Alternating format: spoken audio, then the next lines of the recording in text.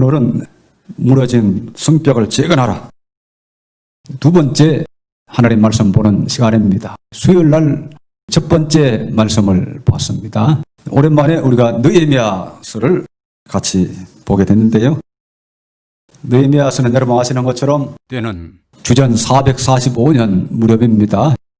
바사 왕국의 왕궁에 있던 느헤미야가 예루살렘 성벽이 무너졌다는 이야기를 듣고 기도하고 왕에게 청하여 예루살렘에 가서 그곳에 있는 유다 백성들을 격려해서 무너진 예루살렘 성벽을 재건한다는 내용입니다. 거기에는 많은 어려움이 있고 대적자들의 방해, 협박 이런 것이 무수히 많았지만 느헤미야는 하나님 나라를 위한 열심을 갖고 모든 난관을 극복하고 결국에는 하나님의 예루살렘 성벽을 완성시킨다는 그런 내용이 느헤미야서에 있는 말씀입니다. 우리 지난 수요일 간단히 봤습니다만 느헤미야 1장에 보면 느헤미야가 자기 형제를 통해 가지고 예루살렘의 형편에 대해서 듣게 됩니다. 여기 한번 오늘 간단하게 느헤미야 1장 1절부터 한번 보시길 바랍니다. 하가라의 아들 느헤미야의 말이라. 아닥사스다 왕 제20년 기슬러울에 내가 수산궁에 있더니 나의 한 형제 중 하나니가 두 사람과 함께 유다에서 이르렀기로 내가 그 사로잡힘을 면하고 남아있는 유다 사람과 예루살렘 형편을 물은저.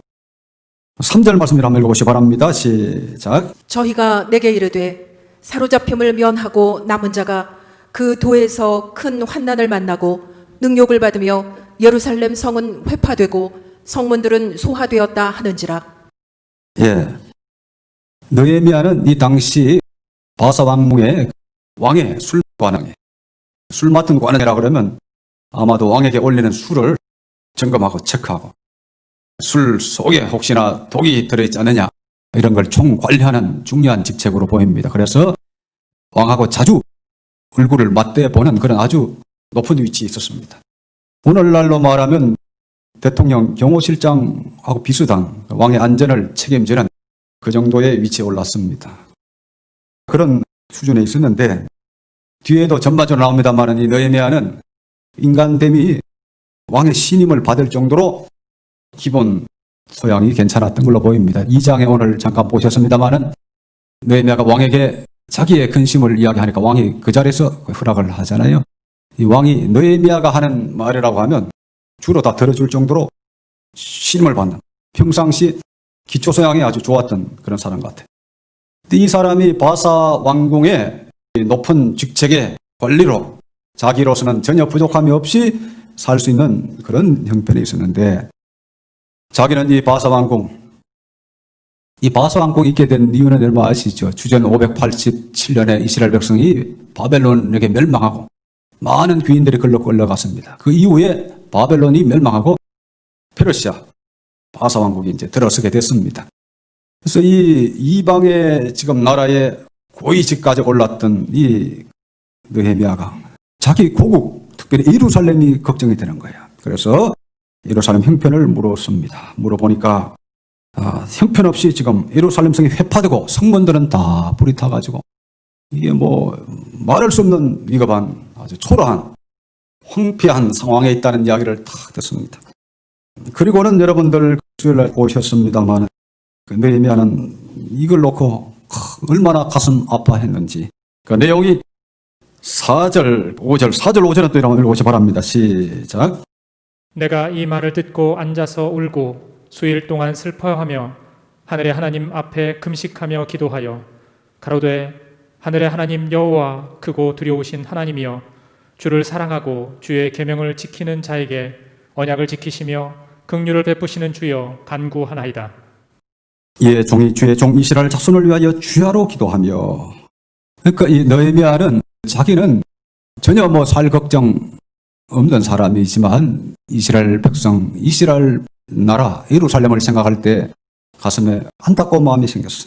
그래서 여기 보면 내가 이 말을 듣고 앉아서 울고 수일 동안 슬퍼하며 아주 진짜 슬퍼했습니다. 하늘의 하나님 앞에 금식하며 기도했다. 그러니까 얼마나 예루살렘 형편이 가슴이 아팠던지 슬퍼하며 울며 금식하며 기도했다. 이 금식이라는 게 보통 억지로 하면 그 이틀, 3일 하기 힘듭니다. 그러나 이 금식이 됐다 하는 것은 얼마나 이 밥맛이 없을 정도로 그 이스라엘의 형편이 느헤미야의 가슴에 아주 그 고통이 된 거예요. 밥맛이 없으니까 금식하는 겁니다. 이렇게 하니까 결국 한 4개월 후에 왕에게 나갔을 때 이제 이 이야기를 할 수 있는 그런 기회가 생기게 됩니다. 이 약 4개월 후입니다. 이것이 11절 보시기 바랍니다. 주여 구하오니 귀를 기울이사 종의 기도와 주의 이름을 경외하기를 기뻐하는 종들의 기도를 들으시고 오늘날 종으로 형통하여 이 사람 앞에 은혜를 입게 하옵소서. 그러니까 왕 앞에 은혜를 입게 하옵소서. 왕을 통해서 뭔가 예루살렘에 갈 수 있는 길을 열어달라고 그렇게 기도합니다. 그때 내가 왕의 술관원이 되었었느니라.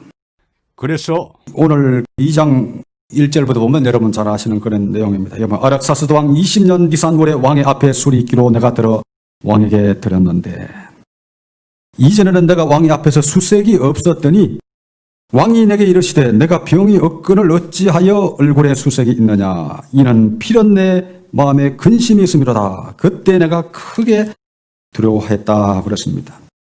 그러니까 이 왕 앞에 수색을 나타내면 근심, 뭔가 아주 심통한 표정을 탁 지으면 위험한 행동 아닙니까? 그 옛날에 왕정시대 때는 수시로 모반이 일어나고 반역이 일어나고 그 이야기에도 나옵니다만 왕 가까이 있다가 그냥 숨기던 칼을 빼가지고 찔러가지고 죽이면 뭐 그냥 왕이 끝장나니까. 그러니까 왕 앞에서 얼굴이 표정이 침울하거나 근심이 있거나 뭐 불안하게 보이면 이거 위험한 겁니다. 그 자리에서 죽을 수 있는 그런 상태인데 왜 수색이 있느냐? 내가 병이 없거늘 어찌하여 얼굴에 수색이 있느냐? 너가 병이 있는 것도 아닌 걸로 아는데 어떻게 하여 너가 이렇게 근심이 있느냐? 표정이 왜 그러냐? 이렇게 물은 거예요. 그러니까 두려웠습니다. 그때 내가 크게 두려워하여 이거 잘못하면 죽겠구나. 그래서 이 여차이차 말씀을 드리니까 왕이 하나님의 감동을 받아가지고 허락을 해주는 내용입니다. 오늘 지금 이 느헤미야의 이 장면을 우리가 생각할 때 느헤미야의 심정을 잘 봐야 됩니다. 얼마나 느헤미야가 염려했으면 얼굴에 수색이 가득했겠어. 그러니까 보통 왕 앞에 갈 때는 뭐 세수도 하고 옷도 차려입고 출근하는 거니까 뭔가 좀 갖춰서 준비해서 가니까 보통 이렇게 표시가 안 날 수 있잖아요. 그런데 왕이 딱 봐가지고 넌 병이 없는데 왜 그렇게 수색했느냐 할 정도로 얼굴이 아주 말이 안 했던 것 같아요. 그러니까 이 느헤미야의 마음 속에 예루살렘을 향한 안타까운 염려하는 마음이 얼마나 컸던지 수색이 그렇게 나타난 겁니다. 그래서 결국은 이렇게 해가지고 왕이 느헤미야의 말을 듣고 유대에 가서 너가 원하는 대로 예루살렘 성을 중건하라. 유다 총독으로 이제 발령을 받게 됩니다. 그런데 그 땅에 가보면 이건 수요일이나 다음에 하겠습니다만은 그곳에 이미 자리 잡고 있는 사마리아 총독 산발랏 또 도비야 기타 등등 여러 가지 주변 족속들이 계속해서 방해를 하는데 어쨌든 이 느헤미야는 총독의 직위를 받아가지고 그곳에 첫 번째 재임기에 12년 동안 있게 됩니다. 오늘 읽은 본문의 내용은 그까지 내용인데 이걸 우리에게 한번 잘 적용을 해보려고 합니다. 이 느헤미야에게 오늘 우리가 배워야 될 교훈이 한 3가지 정도 있어요. 첫 번째는 이 느헤미야는 하나님의 백성의 상태에 대해서 관심을 많이 가졌습니다. 하나님의 나라, 예루살렘, 하나님의 영광에 대해서 관심을 많이 가졌습니다. 이 느헤미야는 설명드렸다시피 평신도예요. 제사장도 아니고 선지자도 아닙니다. 이방 나라에 고위 관리로 있고 뭐 특별히 자기 먹고 사는 데는 아무 걱정이 없는 사람, 얼마든지 호화롭게 살 수 있는 사람. 그런데도 불구하고 느헤미야는 하나님의 나라에 대해서 무너진 하나님 나라의 성벽에 대해서 크게 관심을 가졌던 겁니다. 그러니까 진심으로 예루살렘의 형편을 염려했다 하는 걸 우리가 알 수가 있습니다. 보통 사람들이 수색이 있을 때 어떤 경우에 있습니까? 자기의 어떤 일이 잘 안 풀릴 때, 자기의 어떤 먹고 사는 문제 때문에 예를 들면 자기가 누구한테 뭐 상처받은 것 때문에 자기가 살기 좀 힘들다고 해가지고 수색에 가득한 일은 세상에 많아요. 그 세상에 우리가 살다 보면 얼굴에 근심이 많은 사람 많이 보잖아요. 왜 근심이 많으냐? 아이고 집안에 자식들도 말 안 듣고 하는 일도 안 풀리고 남편도 말을 안 듣고 아내도 말을 안 듣고 이래가지고 수색과 근심과 염려가 있는 사람 많잖아요. 그러나 이 느헤미야는 그 차원이 아닙니다. 자기 때문에 수색이 있는 게 아니고 근심이 있는 게 아니고 하나님 나라, 하나님 백성, 그 하나님 나라와 하나님 백성 때문에 수색이 있고 근심이 있었던, 염려했던 사람입니다. 그러니까 이 신앙 인물 중에 그 느헤미야가 훌륭한 사람이에요. 우리 신약의 우리 모든 하나님의 성도들의 어떻게 보면 전형입니다. 모범이 되는 사람입니다. 이 느헤미야는 근심만 한 게 아닙니다. 근심만 한 게 아니고 울며 금식하며 기도했습니다. 울며 금식하고 기도했는데 그것도 자기를 위해서 울며 금식한 게 아닙니다. 다시 여기 4절, 1장 4절을 여러분 다시 한번 읽어보시기 바랍니다. 내가 이 말을 듣고 앉아서 울고 수일 동안 슬퍼하며 하늘의 하나님 앞에 금식하며 기도하여. 요즘 보면 뭐 금식 기도원도 있고 뭐 있는데 주로 보면 자기 문제 때문에 기도하는 게 많아요. 대부분이 그렇죠, 실제로. 내 뭐 이런 문제, 내 이런 문제 좀 해결받았으면 해가지고 막 금식하는 거예요. 그 위험한 겁니다, 그거. 물론 정 답답할 때 하나님밖에 내가 호소할 데가 없을 때 뭐 그거 하는 것 자체가 나쁘진 않아요. 그러나 오직 그 생각만으로 살고 그 이상을 생각하지 못하면 그건 위험한 거죠. 우리가 본래 이타적으로 살기 위해서 성도로 부르심 받았는데 자기 개인적인 영달을 위해서 자꾸 그쪽에만 관심 갖는 것은 사단적인 기복적인 기도가 되기가 쉽습니다. 어쨌든 이 느헤미야는 자기 때문이 아니라 하나님 나라 그리고 하나님 나라의 백성 때문에 그렇게 울며 금식하며 기도한 겁니다. 평생에 하나님 나라를 위해서 하나님 나라의 백성을 위해서 울며 금식하며 기도하지 못해 본 사람은 천국 갈 수 있을까? 심히 걱정이 됩니다. 마음에 정말 하나님 백성, 하나님 나라에 관심이 있으면 밥맛이 없어질 정도로 근심하게 될 일이 분명히 있어요. 우리 주변에 그런 현실이 없어서가 아니라 관심이 없어서 자꾸 땅에 것만 놓고 기도하는 것이. 좀 이따 좀 적용에 대해서 좀 설명하겠습니다. 오늘날 이 하나님 나라의 형편이 어떠냐? 영적인 형편, 구약의 예루살렘 성벽이 무너진 것. 재건한 내용인데 신약에는 이게 영적으로 봐야 돼요. 영적으로 하나님의 나라, 하나님의 참된 교회 형편이 어떤가? 하나님 백성의 형편이 어떤가? 이걸 생각하면 밥맛이 순식간에 없어지는 그런 게 비일비재합니다. 어쨌든 이 느헤미야는 하나님 나라를 위해서, 하나님 나라의 백성을 위해서 기도했다. 그리고 세 번째로 느헤미야는 기도만 할 뿐 아니라 실천에 옮겨서 실천에. 그러니까 왕한테 가가지고 제가 가게 보내달라고. 어떤 사람들은 머리를만 쓰잖아요. 뭐 예루살렘이 해포됐다더라. 뭐 그러고 많은 사람이 있습니다. 그건 좀 이상한 거죠. 위선이죠. 정말 예루살렘이 해파됐다는 걸 가슴 아파하면 밥맛을 잃어야 되고 그 다음에는 행동으로 가야 이게 위선이 아닌 거죠. 그러니까 왕 앞에 가서 그 이야기를 합니다. 왕이 딱 물었을 때 딱 이렇게 주세요. 이렇게 그 자리에서 부탁을 하잖아요. 그만큼 느헤미야는 그걸 많이 준비하고 생각했다는 거예요. 어떻게 해야 될 것이다. 그 실천을 옮긴 거예요. 무너진 예루살렘 성벽을 회복시키기 위해서 행동으로 옮기는 그런 모습을 보여줬습니다. 그래서 이 느헤미야가 유다 지파 평신도인데요. 이 귀한 사역의 리더로 쓰임을 받았습니다. 이제 남은 시간에는 이걸 우리한테 한번 적용을 한번 해볼까 싶어요. 여러분들은 오늘날 하나님 나라의 상태에 대해서 얼마나 진심 어린 관심을 가지느냐. 하나님 나라, 하나님 백성, 이 땅에 지금 이루어져 가야 할 하나님 나라, 구원의 나라, 성령의 나라, 거듭남의 나라, 의의 나라, 하나님이 통치하시는 나라, 예수님이 이 땅에 오셔서 우리들에게 주시기를 원하셨고 허락하셨던 그 나라, 그 나라의 안녕에 대해서 여러분들 얼마나 생각하느냐. 우리 그걸 생각해야 돼. 우리가 하나님 나라의 백성으로 부르심을 받았는데 하나님 나라에 관심을 가져야죠. 그러니까 오늘날은 하나님 나라의 백성이 되었다. 내가 성령으로 거듭나서 하나님 나라에 들어감으로 의의 나라, 사랑의 나라, 거룩한 나라, 성령이 통치하시고 주님이 내주하시고 이끄시는 의와 평강과 희락의 나라로 나를 부르셨다 하는 그런 자의식이 잘 없잖아요. 오늘날은 거듭남 자체가 없으니까 내가 하나님 나라의 백성이 되었는지 안 되었는지 그걸 잘 몰라요. 당신 하나님 나라에 들어왔습니까? 그러면 이거 자체를 아는 사람이 아마 극히 없죠, 지금. 당신은 진짜 하나님 나라에 들어왔느냐? 그냥 누가 들어왔다 그러길래 그냥 나 들어온 거 같습니다. 이런 생각을 하는 사람은 많지만, 진짜 하나님 나라에 들어왔느냐? 설명해보라 하면 무슨 말인지 알지를 못하는 거예요. 오늘날은 지금 하나님 나라가 얼마나 위급한 처지에 있느냐 하는 거는 이거 하나만 보면 알 수 있습니다. 자기가 하나님 나라에 들어왔는지, 성령이 내주하시는지, 주님이 나를 자녀로 삼으시고 그의 영으로 인도하시는지 개념이 없어. 그러니까 하나님 나라를 위해서 염려할 마음도 없고 힘도 없고 생각이 없는 거야.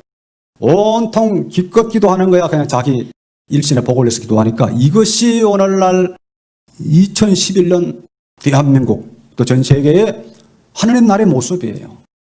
2011년 우리 대한민국 세계의 하나님 나라의 모습이 어떠냐?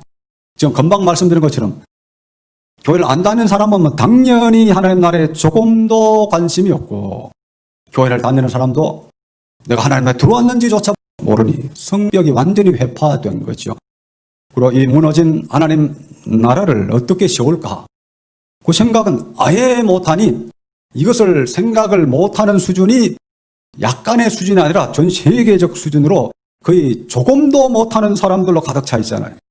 여러분들이 지금 제가 말씀드린 거 한 50%는 한 30%는 알아듣는다고 생각합니다만은 이 말기에 5%도 못 알아듣는 사람이 지금 도처에 깔려 있습니다. 제가 신학대학에 또 가르치기도 하고 많은 교수들도 만나보고 목회자들도 많이 만나보고 합니다만은 이런저런 이야기 다 잘합니다. 근데 본론에 들어가서 예수님이 성령으로 당신 안에 있습니까 하면 그 다음부터 그 몸이 없어져요. 실질적으로 하나님께서 성령으로 내주하셔서 우리를 하나님 나라에 들어가게 하시고 그의 의와 사랑의 거룩한 백성으로 만드시는 실제적 하나님 나라의 개념 자체가 없어. 그래서 여러분, 거룩한 구원에 나오는 구원의 그런 풍성한 내용들이 껍데기에 조금씩 뭔가 이렇게 달걀 껍질 만지듯이 말은 하지만 구원의 내용을 설명한 책 자체가 아마 별로 없죠. 구원받으면 이렇게 된다 하는 걸 설명한 책이 잘 없어요. 있다 하더라도 그냥 대충 한 거지. 그걸 실제적으로 성경에 있으니까 그냥 몇 구절 뽑아서 그냥 가끔 설명 안 하기도 하고 하지만 아예 설명 없는 책도 많고, 설명한다 하더라도 조금 끌적이지. 그 하나님 나라에 들어온다는 그 실체가 무엇인지 실체를 느낄 정도로 설명한 책조차도 아마 좀처럼 찾아보기 힘든. 그러니까 지금 가르침조차도 없고, 가르침이 없으니 실제는 더더욱 없는 것이 오늘날 하나님 나라의 형편입니다. 오늘 이와 같은 하나님 나라의 형편을 바라보면 눈물이 안 날 수가 없습니다.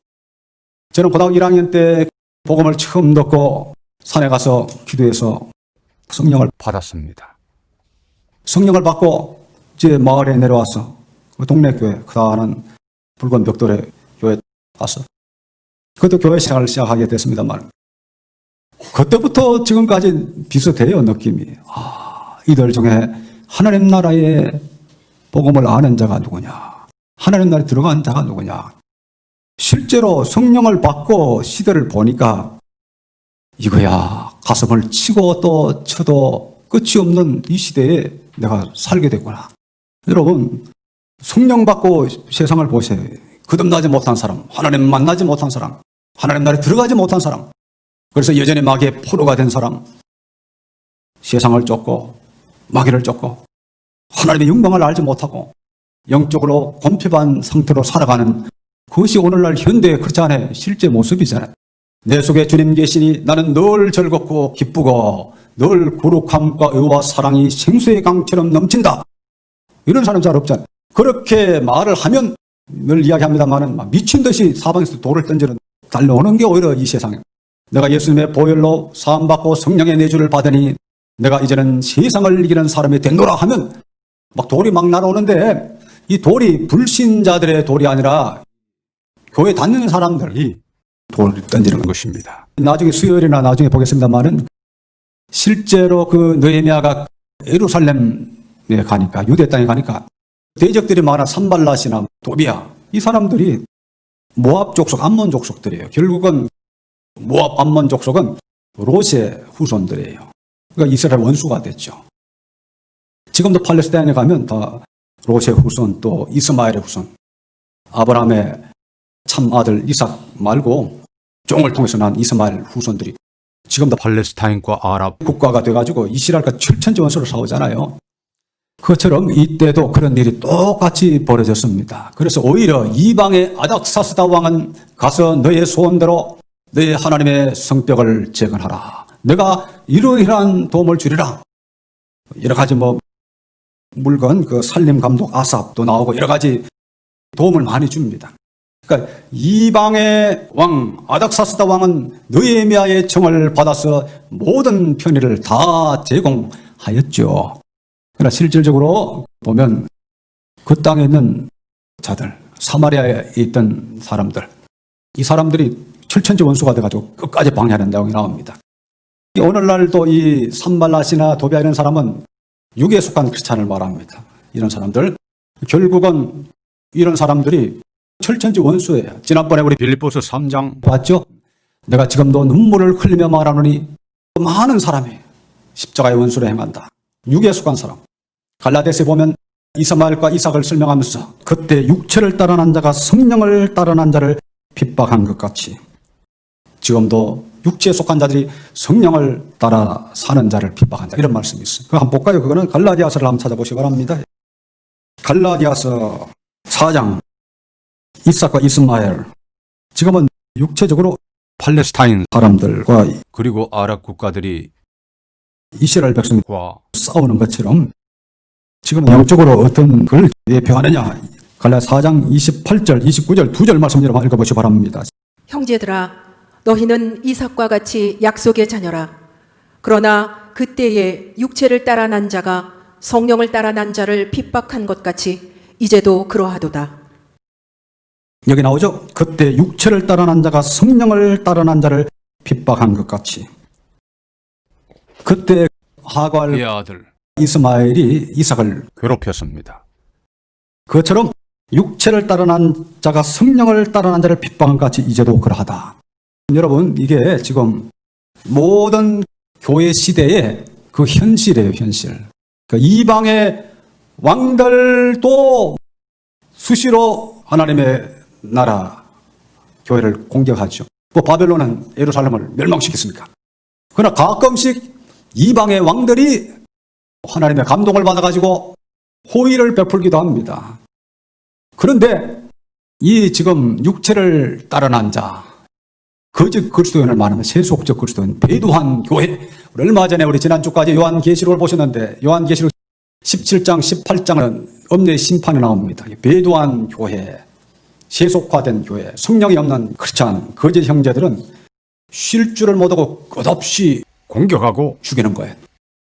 예수님이 이 땅에 오셔서 십자가에 못 박히실 때도 빌라도는 막으려고 그랬습니다. 예수님이 십자가에 못 박히실 때 빌라도는 마음에 가책을 받아가지고 가능하면 예수님을 살려보려고 무던히 노력했다. 그것이 복음서에 나와 있는데 누가 죽이자 그랬습니까? 바리새인들, 서기관들, 사두개인들이 죽기 살기로 죽이자 그랬잖아요. 이게 꼭 역사의 순환입니다. 어쨌든 이거 영적인 내용은 또 깊은 내용은 나중에 말씀드려야 되겠습니다만 어쨌든 지금 오늘날 이 시대가 영적으로 보면 거듭나지 못한 그런 성령 없는 거짓된 가르침이 너무나 횡행해서 배도의 물결이 온 세상에 가득했는데 이것을 가리켜서 이 현실을 보고 가슴 아파하고 눈물 흘리고 금식하는 사람이 누가 있느냐. 유다스를 하나 보겠습니다. 유다스 1장 17절을 보시기 바랍니다.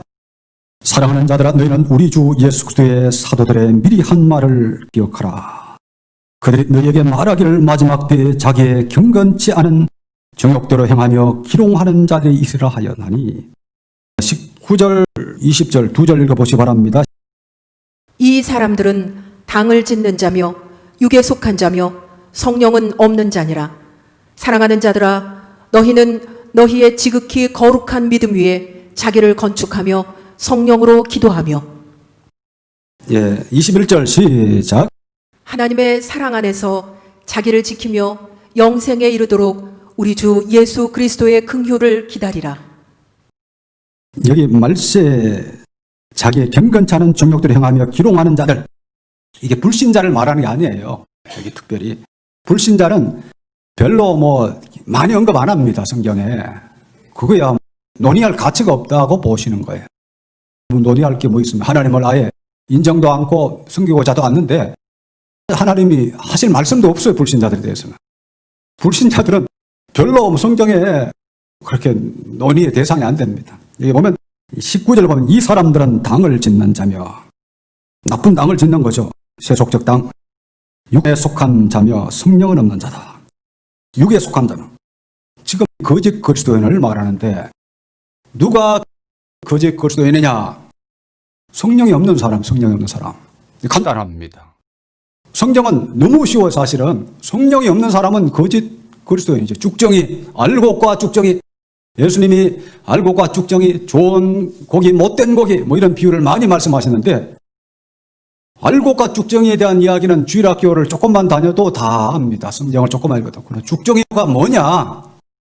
성령이 없는 사람, 성령의 거듭남을 못 받은 사람, 하나님의 성령이 내주하지 않는 사람, 그거죠. 성령이 없는 사람. 이 사람이 육에 속한 자요, 쭉정이다. 오늘 이 시대에 보면 성령이 있느냐? 이거 보면 되게 간단하죠. 오늘 이 시대에 하나님 나라의 현황을 보려면 외적 출석하는 교인들 심령 속에 하나님의 성령이 있느냐? 그리고 성령에 따라 행하느냐? 이걸 보면 하나님 나라 형편을 잘 알 수가 있잖아요. 그 속에 성령이 내주하셔야 이 사람이 그리스도인이다. 이거를 구원론 책에 아마 설명한 책도 거의 없을걸요. 성령에 관한 이야기가 없습니다.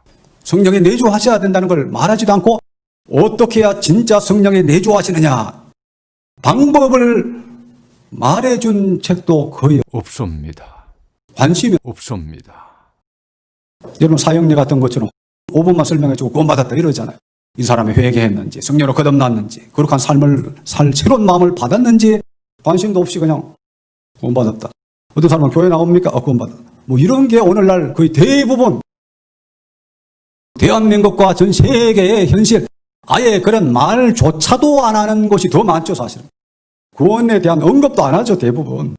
저도 많은 교회 부교육자를 있었으면 나는 구원에 대한 언급도 안 하고 교회 생활을 합니다. 이 사람이 구원 받았는지 안 받았는지 아예 한마디의 언급도 안 하고 교회 생활을 해요. 이것이 오늘날 저들은 육에 속한 자요 성령은 없는 자다. 이런 사람들이 어떻게 사느냐?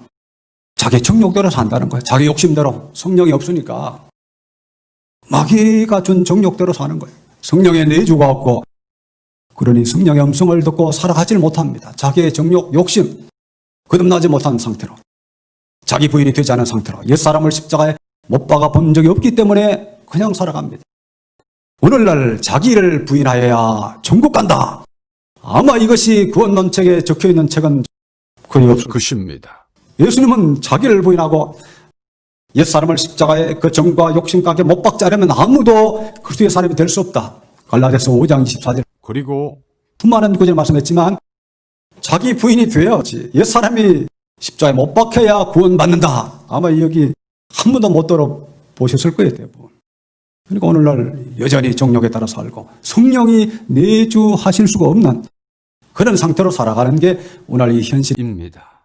이게 말세에 기롱하는 자들, 그냥 해프게 방탕하게 사는 자들, 이게 교회 바깥이 아니라 거짓 그리스도인을 말하는 겁니다. 거짓 선생, 거짓 목자, 거짓 그리스도인. 그래서 20절 말씀이 그렇게 중요한 겁니다. 20절 말씀을 다시 한번 읽어보세요. 사랑하는 자들아, 너희는 너희의 지극히 거룩한 믿음 위에 자기를 건축하며 성령으로 기도하며. 예, 사랑하는 자들아, 너희는 너희의 지극히 거룩한 믿음 위에 자기를 건축하며. 지극히 거룩한 믿음 위에 건축해라. 믿음도 거룩한 믿음이 있고 안 거룩한 믿음이 있어요. 기복적인 믿음. 예수님 이 땅에 계실 때 떡을 얻어먹기 위해서 쫓아다닌 많은 군중처럼 개들이라고 성경에 보면 그 개들처럼, 개들이 뭡니까? 본능에 속한 것만 구하잖아요. 그러니까 오늘날 믿음도 개들의 믿음이 있습니다. 본능에 속한 것만 자꾸 구하고 싶은, 거룩한 것을 삼하고 거룩한 것을 구하는 사람이 거룩한 믿음을 가진 사람입니다. 느헤미야와 같은 영을 가진 사람이 거룩한 믿음을 가진 사람. 근데 본능에 속하여서 개들처럼 본능에 속한 것만 자꾸 생각나고 거기에 신경 쓰이고 이런 사람들 거룩한 믿음이 아니죠. 동물적 믿음, 본능적 믿음.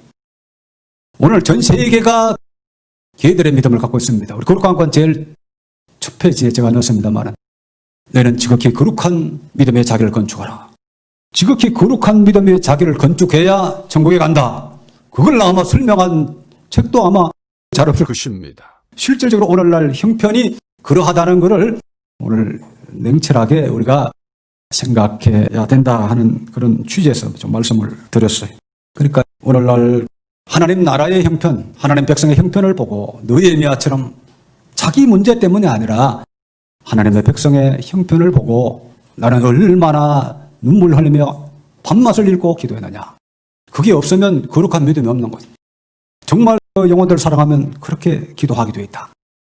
그래서 이 느헤미야는 하나님 백성들에 대해서 이와 같이 큰 관심 갖고 눈물 흘리면서 기도했고, 그리고 구체적으로 하나님 나라의 흥황을 위해서 실천적으로 무엇인가를 했습니다. 오늘 여러분들도 이 시대의 형편을 먼저 알아야 되고 또 안타까운 마음을 가져야 되고, 그리고 구체적으로 무엇인가를 해야 합니다. 됩니다. 느헤미야 2장 10절을 한번 보세요. 느헤미야 2장 10절 한 절 말씀을 여러분 읽어보시기 바랍니다. 호론 사람 산발랏과 종되었던 암몬 사람 도비아가 이스라엘 자손을 흥왕케 하려는 사람이 왔다 함을 듣고 심히 근심하더라. 여기 보면 사마리아에 있던 이 관리들이, 대적들이 뭐라고 말하느냐. 여기 보면 이스라엘 자손을 흥왕케 하려는 사람이 왔다 함을 듣고 심히 근심하더라. 이스라엘 나라가 흥왕하게 되면 사마리아나 이 주변 국가들은 언제나 이스라엘과 관계가 안 좋았거든. 전쟁 상태에 항상 주로 있었으니까. 그러니까 이스라엘 나라 예루살렘이 중간되면 자기들이 실질적으로 피해를 보니까 아주 싫어한 거예요. 그래서 계속해서 방해를 합니다. 근데 이 느헤미야를 향해서 뭐라고 말했느냐. 여기 보면 이스라엘 자손을 흥왕케 하려는 사람이 왔다. 이스라엘을 흥왕케 하는 사람. 그러니까 우리 성도 여러분들은 이스라엘 흥왕케 하는 사람, 하나님 나라를 흥왕케 하는 사람이 다 돼야 됩니다. 믿습니까? 네.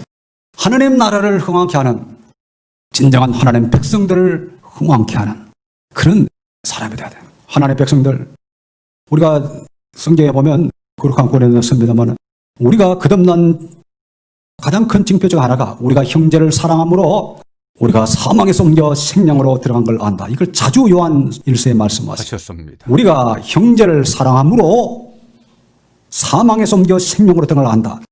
어떤 사람이 중생했는지 안 했는지 알려면 그 사람이 진짜 하나님의 자녀, 하나님 안에서 형제 자매들을 진심으로 사랑하는 마음을 가졌느냐. 이거 하나만 보면 알 수 있다는 거예요. 그러니까 거듭남의 표징이라고 하는 것, 제가 그 거룩한 구원에 한 15가지 정도 설명했습니다만, 그 하나하나가 결정탑니다. 간단한 거예요. 내가 하나님을 사랑하게 되고 구주를 사랑하게 되고 주님의 은혜로 내가 구원받게 됐으면 동일한 믿음을 갖고 동일한 주님의 피로 구속받은 성도들, 하나님의 백성, 택한 백성, 하나님의 참된 교회의 성도들, 믿음의 형제 자매들 보면 본능적으로 사랑이 막 넘치는 거예요. 그렇죠. 우리가 독립운동을 할 때 예를 들면 일본 사람들이 우리를 막 이렇게 괴롭힐 때 이 동지들 보면 마음에 그 동제가 생기잖아요. 그 비슷한 거예요. 우리가 마귀의 종으로 살았지만 이제는 그리스도의 복음을 듣고 하나님의 자녀의 자리에 갑니다. 죄악을 떨쳐버리고 이제 하나님의 자녀의 자리, 빛의 자녀, 의의 자녀의 자리에 다 갈 때 동일하게 하나님 나라에 침노하는 그 성도들 볼 때 본능적으로 이거 한편이다. 그런 형제 사랑이 납니다. 하나님의 사랑하신 택하신 자들이다. 본능적 사랑이 나는 거예요. 그런데 여러분 오늘 자세하게 더 설명하기 뭐합니다만은 이 거짓 그리스도인들일수록 본능적인 저기를 가지는 거예요. 거룩함을 추구하고 거룩한 나라를 선포하고 이러면 자기들 나라가 동시에 무너지는 거 아니겠어요? 여러분 역사를 통해서 보면 조지 필더 목사님, 존 웨슬리 목사님, 조나단 에드 목사님, 기독교 역사상 최고의 교회사에서 누구나 인정받는 하나님의 일꾼들이요 선지자적 사명을 감당한 분들이지만 그 당대에는 엄청난 압박과 고난을 받았습니다. 왜 당대에는 엄청난 압박과 고난을 받았느냐? 위필더 목사님의 메시지를 인정하면 자기들은 하루에 밥줄이 탁 끊기는 거예요. 그렇죠. 조나단 에든 목사님의 말씀을 인정하면 자기들은 하루아침에 자기들이 누리던 사꾼으로서의 모든 세속적인 이익이 탁 끊어지는 거예요. 그렇잖아요. 거룩한 권에 나오는 이러한 말씀, 위인들, 선지자적 하나님의 사람들이 전한 말씀을 딱 인정하는 그 순간에 자기들은 밥줄을 꺼내니까 미워하는 거예요. 그러니까 이게 확실하게 나타납니다. 정말 우리가 하나님을 사랑하고 진짜 성령으로 거듭나면 참된 하나님의 자녀에 대한 사랑이 막 넘칩니다. 그게 없으면 아무것도 아닙니다. 의를 사랑하고 하나님을 사랑하고 진리를 사랑하는 자에 대한 형제애가 강하게 넘치는 거예요. 그게 넘칠 때 동시에 그걸 원치 않는 자들의 핍박과 공격이 온다는 거죠. 근데 오늘 여러분 돌이켜보면 어떻습니까? 나는 예수님을 믿었기 때문에 나보다 예수님 더 잘 믿는 사람들, 더 거룩한 사람, 더 말씀에 충실한 사람을 볼 때 엄청난 사랑이 넘치느냐. 제가 위필드, 웨슬리 이런 분들이 뭐 꼭 우리가 추앙할 뿐이라서 그렇게 인용하는 게 아니잖아요. 고난과 어려움 속에서도 하나님 나를 위해서 살았던 그런 분들 중에 대표적인 분들이니까 그런 분들 보면 이분들 얼마나 그리스도를 위해서 그리스도의 나라를 위해서 헌신하고 고난을 겪었냐. 그걸 생각할 때 사랑이 막 넘치는 거예요. 우리가 그 역사적 인물이 아니더라도 현실 세계에서 그리스도의 나라의 발전을 위해서 진실로 진리를 위해서 사는 사람을 딱 볼 때 너무너무 참 사랑스럽고 좋구나. 이걸 느끼면 여러분이 의를 사랑하는 자임을 스스로 알 수 있는 거고 아무런 관심이 없는 거죠. 진리를 사랑하고 하나님 나라를 위해서 일하는 그 어떤 모습을 보더라도 아무 관심이 없고 오히려 도망가고 싶은 사람들, 그런 사람 많습니다. 걔들은, 기복주의 신자들은 도망가는 거예요. 그럴 때